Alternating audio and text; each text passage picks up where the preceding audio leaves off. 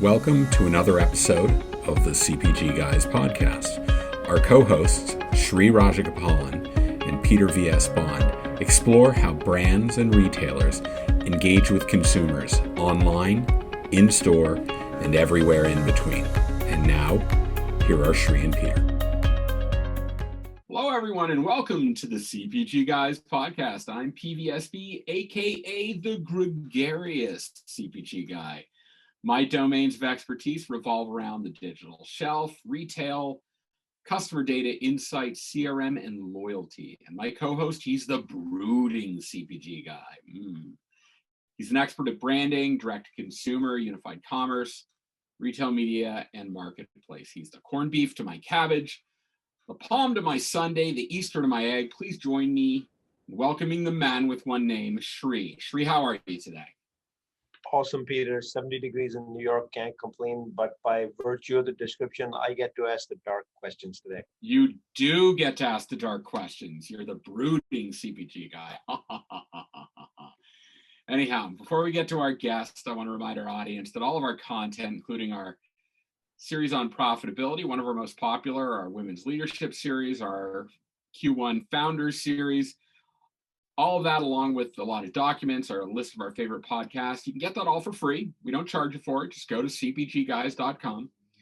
And also, you got to remember that our content on the show is audience driven, which means what you want to see is what we want to deliver. So there's an easy way to do that. Just go to ratethispodcast.com/CPG guys. Click on the Apple platform and leave us a review. Write a review there. Also, you can give a rating, a star rating. We're particularly obsessed with number 5, right, Shri? 5, high five, air 5. Yeah, okay.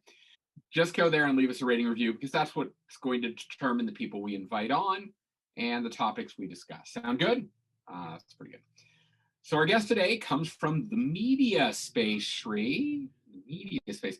So Grocery Dive, which is part of the Industry Dive portfolio of news sources, provides in-depth journalism and insights into the news and trends shaping the grocery industry. We're all about grocery, aren't we, Shri? We love that. We came from grocery. The newsletter and website cover topics such as shopper behavior, omnichannel, e-commerce, pricing and discounting, store formats, and a whole lot more. So please join Shri and me in welcoming to the podcast the senior editor for Grocery Dive, Jeff Wells. Jeff, how you doing today? I'm doing great. Thanks for having me. Feeling hopeful. It's Friday. It's sunny out here in Seattle, and the days are getting longer, and more vaccines are on the way. So all in all, pretty good. Amen to that, Mr. Wells. Amen. So before we get into the questions, would you mind sharing with our audience first a quick summary of the specific focus of Grocery Dive, and also where people can find your site on the internet? Sure. So Grocery Dive, we're a daily publication that covers the food retail industry. We're kind of the new kid on the block among publications in the space. So we try and focus our journalism on an area where we believe we can offer the most value, and that's industry transformation, digital transformation, e-commerce, shifting consumer habits, new store formats. I like to say we're really focused on what's next in the business, a business that's evolving very rapidly with a pandemic and online movement and all those sorts of things. We are digital only, so we don't have pesky print costs to deal with, and we're optimized for mobile. Our website is grocerydive.com, and we also put out a daily email newsletter. Hey, Peter. Do you know other people in this recording that also talk about industry transformation? I don't know anyone who does that. I've got to be the first. Radically new to me. That's what I figured. Shri, what I got out of that is hashtag NKOTB. Sorry, it's my boy band obsession. Anyhow, so thank you, Jeff. That's really great. Why don't we actually just get right into the questions, because we have a lot we want to talk to you about, because you're at the forefront of understanding what everybody in the industry is talking about right now. So first, let's get a little background on the actual content that you are sharing with the marketplace, it appears that while you are aggregating some grocery retail related news, you're also producing a lot of original reporting and investigation. Is this true? And if you are doing some external sourcing, how do you go about sourcing that external content? Yeah, right. This is interesting because it kind of tracks our evolution as a publication. When I came in back when we were still under Food Dive, which is our dive, as we call it, that covers the CPG and the supplier side of the industry. It was all we did was aggregate stories that included from other business publications. So it was a lot of, according to Supermarket News and according to Progressive Grocer, and that didn't seem like very good strategy to me. So now we practice primary sourcing just like the other business publications. We're a little more transparent about it. We have that bullet point format where oftentimes in the first bullet point we're saying, it came from a press release, or if it came from a local news report, we point that out. But we're really just looking for, on any given day, what are the anywhere from 3 to 5 most interesting stories that we can relay to our readers. Announcements, reports, we get source tips, some in numerous cases, some exclusives. But if you just go off of the daily announcements and press releases and things like that, you miss a lot. There's so much that's going on in the industry aside from that. So we're having lots of conversations with experts and other stakeholders in the industry, and that really leads us to stories that we do. We do articles. We do what we call deep dives, which are kind of longer features, examining industry trends, answering pressing questions, really looking to what's next. Some recent examples include, we had a series that looked at the expansion of SNAP Online, the Supplemental Nutrition Assistance Program, to retailers across the country. Digital marketplaces from the likes of Kroger and Ahold Delhaize, the future of store design and how the pandemic has influenced that, and a lot of other topics. Peter brought back memories of the 80s and growing up in grade school in India. NKO TV was on the repeat playlist every day on a Sony Walkman. You see the thing that he got out of that, Jeff? It was just the boy band obsession. But well, the first question is going to be all about hanging tough. You ready, Jeff? Ready to hang tough? That's all I do is hang tough. I'm only teasing, Jeff. I think where we're going to jump in next is how you actually relay the messages that you want to put out every single week. As of please do tell us, how often do you put out news and press briefs and things of that nature about the industry, white papers as the case may be? And then how do you actually reach your audience? Do you actually email these over? Is there a website people come to? Is there a Facebook? What is the primary driver? Yeah, the primary driver is the daily email newsletter that we send out. That's what drives most of our traffic, and every day we're thinking through. We have a team of 3 right now, and so we're always thinking through how do we make that as impactful as possible. Our headlines, our subject line, the order of the stories that we put in there, and that usually comes out in the early afternoon. So that allows us we can cover morning news that hits. And then we get a decent amount of direct website traffic. Search traffic drives a lot of new viewers to our website. And then we really we have a social media presence as well. Of course, LinkedIn has been a really great tool. I'm sure that's something that you guys have seen, the way that some of those stories can snowball with shares and comments. And so those are kind of the main drivers for us. We will put out some different reports. So we put out a trend line. That's something called a trend line. That we sell as a product on the ad side that focuses on a topic such as eCommerce or private label. And then we'll do a yearly awards section like most of the other trade publications do, where we're recognizing the top names in the industry. But it really is that daily newsletter that drives our awareness. I've heard Peter might know somebody who does awards, annual awards as well. Award ceremony. Wow. Omnis. I remember that, Shri. Wasn't that fun? Those were a fun time. But, And so, Jeff, you talked about the various platforms with the primary one being email. What about Clubhouse, Jeff?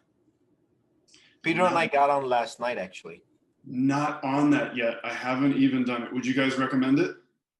you know, Shri, I think after this, we need to invite Jeff to be on a Clubhouse room that we host so we can just take questions from people that are interested in this space. So maybe Jeff, you'll deign to consider hanging with the CPG guys on Clubhouse.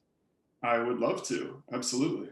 Oh, that is appointment television as far as I'm concerned. Oh wait, it's not television. Anyhow, you know what I mean. But it's been rumored Peter has a radio face. And my wife tells me I have a face made for radio, which is question that. Anyhow, I'm just kidding, Zara. That's not what you said. I'm just making it up. She listens to all my podcasts, and if I say things like that, I hear about it. So anyhow, so let's get to the next question. We talked about you creating some original content. Your site clearly has marked an opinion section. So I'm curious as to how you decide on whether to author opinions rather than kind of reporting on issues of interest. Right. So yeah, that opinion section that's strictly for guest contributors. We take submissions. Yeah, the only opinion that we will do is I do a column. It's supposed to be monthly. I've let it stretch out past that a little bit, called Pardon the Disruption. That's looking at various trends and issues in the industry. Just did one on Instacart that you guys might find interesting. That's the only thing we'll do in-house that would qualify as an opinion piece. But that's a section where we turn it over to an expert in the industry. And we're trying to, with that, there's a submission page that comes with that.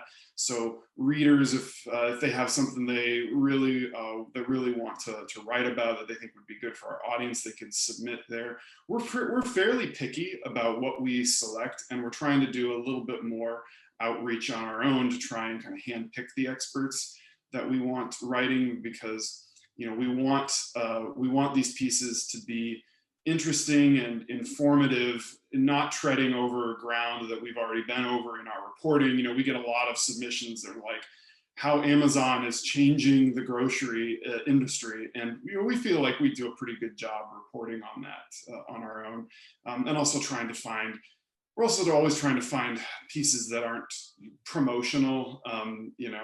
If you're an AI software company and you're writing a piece about why AI software is great for grocers, that's not as much of a good fit for that section, because the emphasis is on being informative and broadly appealing to our readers. But yeah, that section is driven by guest contributors.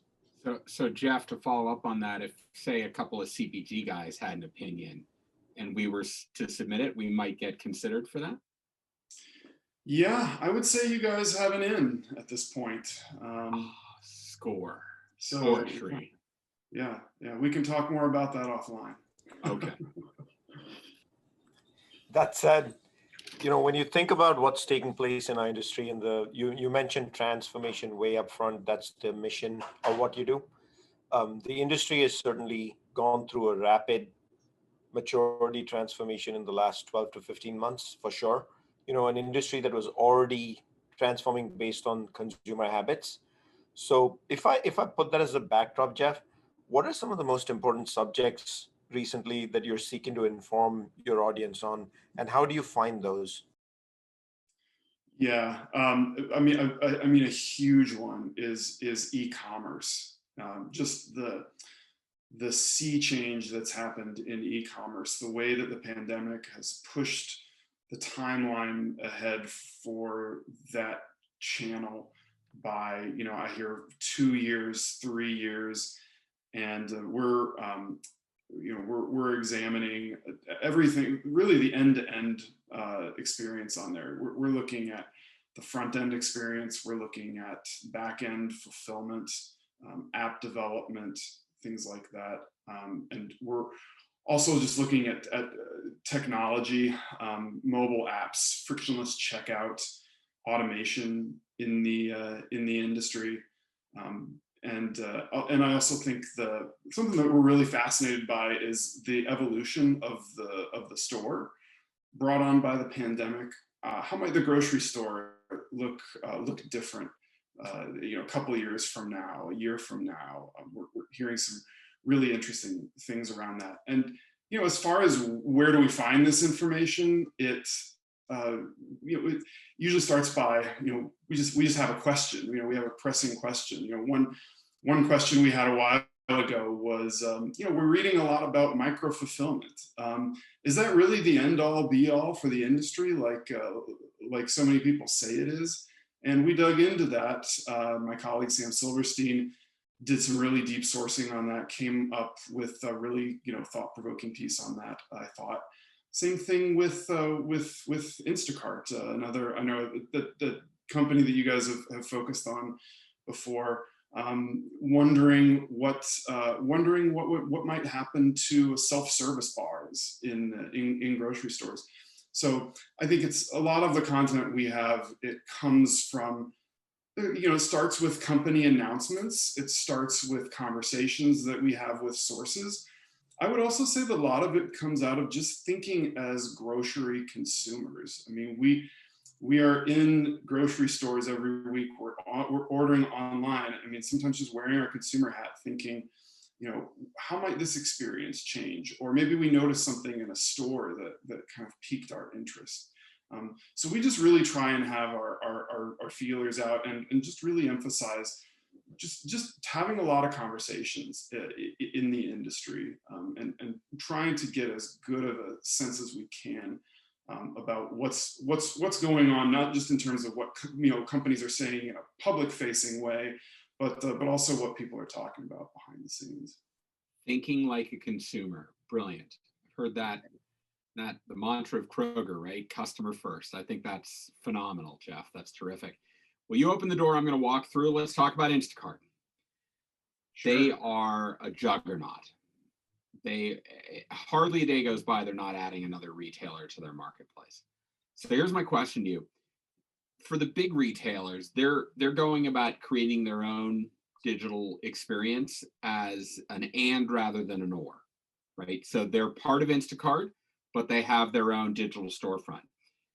Beyond the national retailers and the super regionals, the Publix, Wegmans, Meijer, H-E-B, right? Getting down to the next level, the Rayleighs, the K-Vats, Schnucks, ShopRite, those guys. So are you seeing them thinking about going this route of what the big guys are doing, of creating their own digital storefront? Or are they just at the point now where the cost to do that, the juice isn't worth the squeeze? And here you've got Instacart. There are no capital investments in this, and that is just going to be their strategy for the foreseeable future? Yeah, I think, this is a topic that just is endlessly fascinating to me, because you had a company, Instacart, that was written off once when Whole Foods was acquired by Amazon. A lot of people in the industry kind of wrote them off again, I think, around the time before the pandemic hit.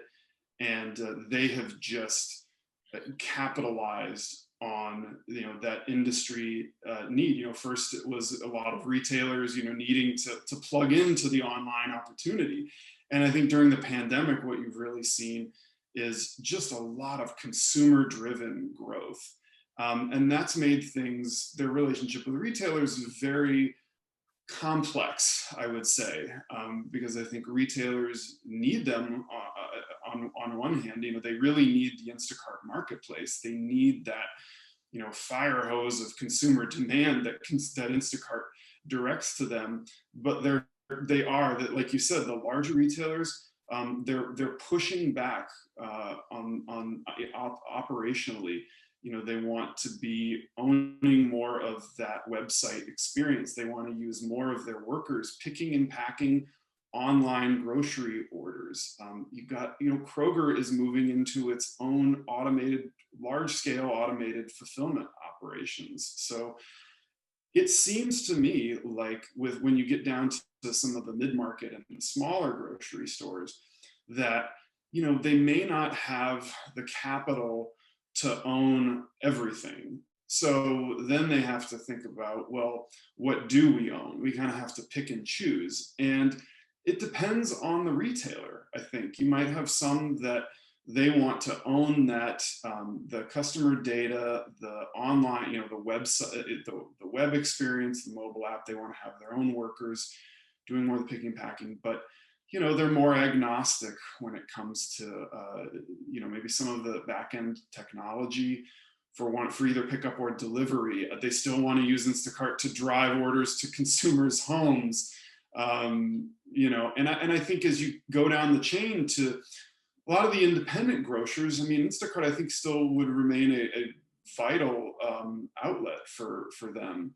They could handle, the white label online experience. They could handle the fulfillment operations. And, I think from Instacart's standpoint, I wonder what they're going to do. I think they're looking to expand their services. They're getting into fulfillment. Will they, how successful will that be with grocers? I think they could be successful with some of those smaller grocers. But I really think that to kind of put a point on it, some of those smaller and kind of mid-tier grocers, I think it comes down to they have to figure out what part of the experience they want to own, understanding they can't own all of it because that's just so expensive. But you can't turn away Instacart entirely. There's just too much consumer demand. You brought up Amazon and Whole Foods. So let's jump to that section. Amazon over the course of the pandemic has opened a few actual brick and mortar Amazon Fresh grocery stores, but they also had a business called Amazon Fresh Home Delivery business, which really the plane didn't seem to take off in any phenomenal way based on Amazon's own public reporting. And so what's going on over here when it comes to Amazon and fresh grocery? Has the attention all shifted to the brick and mortar format and being an omni-channel retailer with a brick and mortar footprint? Yeah, I think it's all about the physical stores for them right now. Those Amazon Fresh stores, they want, they're building them out rapidly. They've got 11 that are open now. We've heard that they've got 100 more in the pipeline. There was a Bloomberg report that said there are 28, I think, more that are set to open. Amazon wants those stores coating all of these major markets where you have a lot of prime consumers. They want to offer the Amazon Fresh brand as an omni-channel service to reach more shoppers, and add value to that prime membership. So you haven't heard quite as much about the online element of that, but I really think that what they're trying to do, and it's in a lot of the major markets, I really think what they're trying to do is get that omni-channel experience up and running, and then add more technology to it, as Amazon does. And so, Jeff, in the future, do you potentially see, as a way to mitigate these home delivery fulfillment shipping costs, that these stores become hub locations for people to come and pick up products that they order online, and they don't have to be food and perishables? Yeah, no, absolutely. And from what I've heard from experts in the industry who have been to the stores and who study Amazon really closely is, they say the Amazon grocery stores they're almost like online fulfillment hubs that are open to the public. They carry that assortment of fast moving goods, of meals and other things that can appeal to local consumers. And the focus is on fast delivery, in an hour or less, and from a pickup point. And that other point of, pickup has just exploded in popularity during the pandemic. And I think that's also what Amazon is thinking about in all of this, is they have the Amazon Fresh delivery, but they also really need those pickup points. And the store format allows them to do that, and really just round out that omni-channel experience. So the most important brand to any grocery retailer that they carry in their store is their own brand, right? Because it presents them with the greatest margin opportunity. I don't think that's a shock to anyone, right? Right. So what are you seeing in terms of retailers being able to grow their private label business during this pandemic? I mean, in your opinion, is e-commerce good, bad, or indifferent as it relates to private label? And I'd just add on to that, is that different when the customer experience is owned by the retailer itself, or if they're going through the Instacart marketplace? Yeah. Well, I mean, I think first, private label continues to evolve in these grocery stores. I mean, what we see is just in continuing sophistication within these brands, offering things like plant-based lines, meat alternatives, really on-trend, natural and organic brands, sustainable, eco-friendly lines, lines specifically devoted to, having a green alternative. Kroger's Simple Truth, which is just one of the biggest success stories in the industry, is now brings in more than $3 billion annually.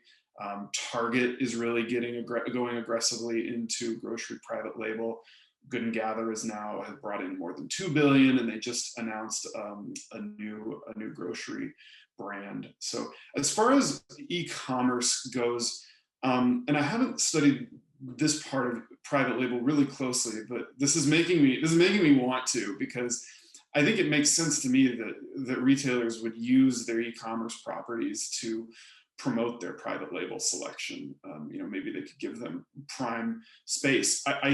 My sense is that that's easier to do when they own the platform, and you don't have, say, an Instacart, which may have, there may be marketing spend that's influencing, where products go and how they're promoted. But the margin case for private label remains really strong, and e-commerce as an opportunity to not only give those products prime space, but to use some real estate in the app and online to promote those goods as well. Let's jump to the wonderful world of beverages. Beverages that Peter and Shri will have late this evening, perhaps with their dinner. And so when I think about the alcohol beverage market and home delivery, it's still largely subject to state level laws, due to which, certain retailers haven't really been able to penetrate that portion for e-commerce. And Drizzly, through a marketplace like ecosystem, is actually putting a dent on the map. What are the latest developments there? Do you ever see that dramatically changing? Yeah, I think we're starting to see some thawing there, and we'll probably continue to see that just because of the market pressure that's coming in there. Just a major growth in online alcohol sales. I think one of the biggest barriers that online alcohol companies, even grocers included, faced was just a lack of awareness. I think in the States where you can order alcohol for delivery, a lot of people didn't realize that you could actually do that. I think it's around 32 states that allow alcohol delivery in some form.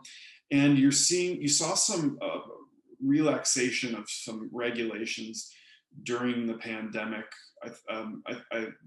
Some of that was, around restaurants and allowing restaurants to offer, off-premise sales. But you're also seeing it as it relates to grocery and some of these companies, like Drizzly, like Thirsty. And I think there's one thing that's really interesting I've noticed is in some of these southern states that have long had restrictive stance on alcohol laws and on online alcohol sales, you're seeing some movement there. Georgia made alcohol delivery legal last summer. Alabama, Mississippi, South Carolina, and Arkansas, they also have bills that are in the works. And these vary kind of in their scope. Some apply to retail, some to restaurants. Some like Alabama's, it seems like it's more broadly based. But I do think that just because of the consumer demand and just the business case out there, that you're going to continue to see these regulations evolve.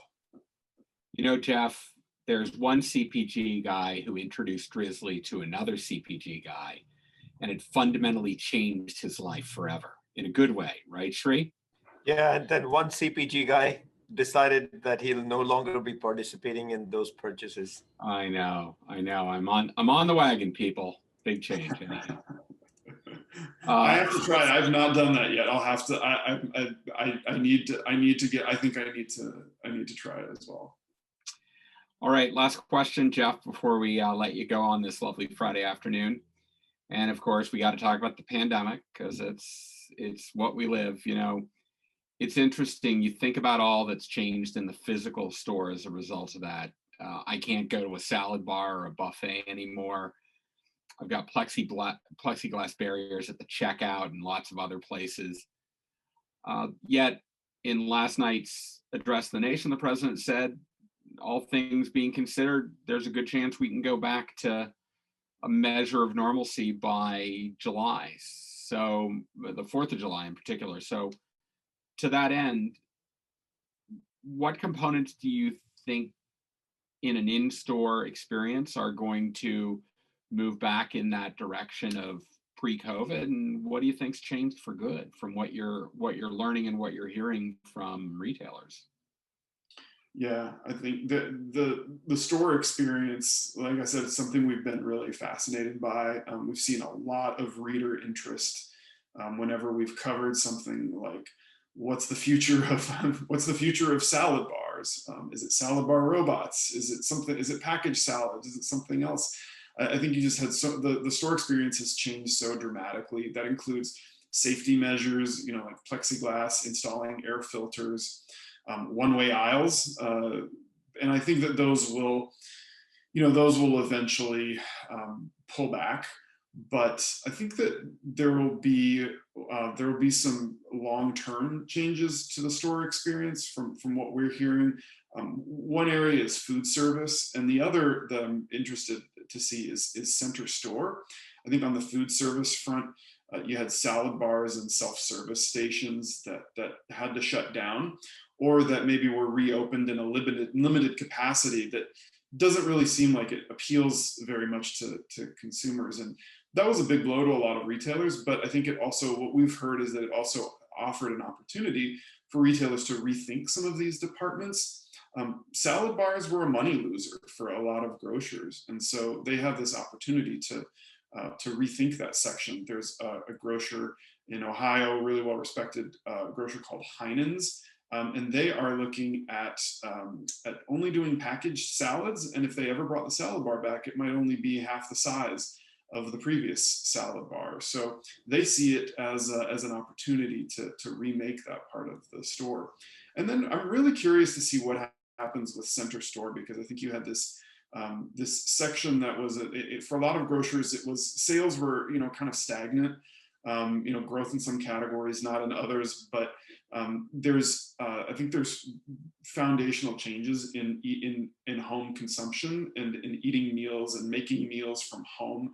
A lot of companies are introducing more flexible work from home schedules, and so I think you might see this prolonged interest in cooking at home. And so what might that mean for the center of the store in terms of sampling, in terms of merchandising? I'd just be really interested to see what happens there. And a big question obviously is what happens when restaurants reopen, when people spend more time away from home. But I think the supermarket will see some long-term changes coming out of this pandemic. Peter, are you worried like me that we can no longer have seconds on the buffet line of tikka masala? Oh my God, that right alone is what I miss the most. That would be devastating. I'll tell you, Shri, I don't know about you, but I was never exactly the best person at adhering to the one-way aisle ordinance. That was I was a bit of a scofflaw in that respect. I'm not afraid to say it, but it's been very interesting to watch what's going on in terms of the store structure. To your point, Jeff, I know Shri, you probably have been to the Whole Foods below Time Warner Center, and if you looked at what the layout was pre-pandemic versus what it is now, it was predominantly a prepared foods smorgasbord of self-service, and it's much more structured and it's all packaged away, and the ability to create your own salad is no longer an option. I don't know, to Jeff's point, whether that's going to go back if a lot of retailers looked at it as more of a cost of doing business and not a profit center. So in any event, before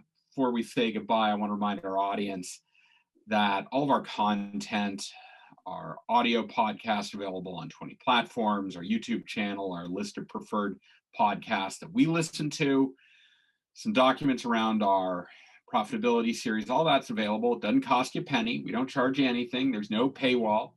Just go to cpgguys.com. You can find it all there. And of course, we want your feedback. We want to make sure this podcast is responsive to what our audience looks to hear from us. The way you do that, it's pretty simple. Go to ratethispodcast.com/cpgguys, leave a rating, and write a review. The review is what you tell us. That's your opportunity to say, here's what I want to hear more of. So that's how you do it. Jeff, want to thank you for coming on, talking to us, throwing around some topics in the industry. This is great. We want to have you back. We can do some of these frequent sessions where we talk about what's new, what's happening, where the industry's going. We're not going to talk politics, nothing about the New York governor or anyone living down in Florida. We'll just leave that aside.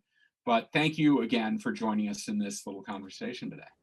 Yeah, absolutely. It was a blast. Thank you so much. Shri, great way to round out the week, right? Absolutely, Peter. But how about topics such as alligators in the Everglades? Are those okay? Yeah, sure. Why not? As long as they're It's not. my dream to go see them someday. The Everglades. The Everglades. We should do that. Road trip to the Everglades. I like that. Thank you, Peter. There you go. All right, everyone. Well, thank you for joining us today, and we look forward to having you join us on the next episode of the CPG Guys podcast.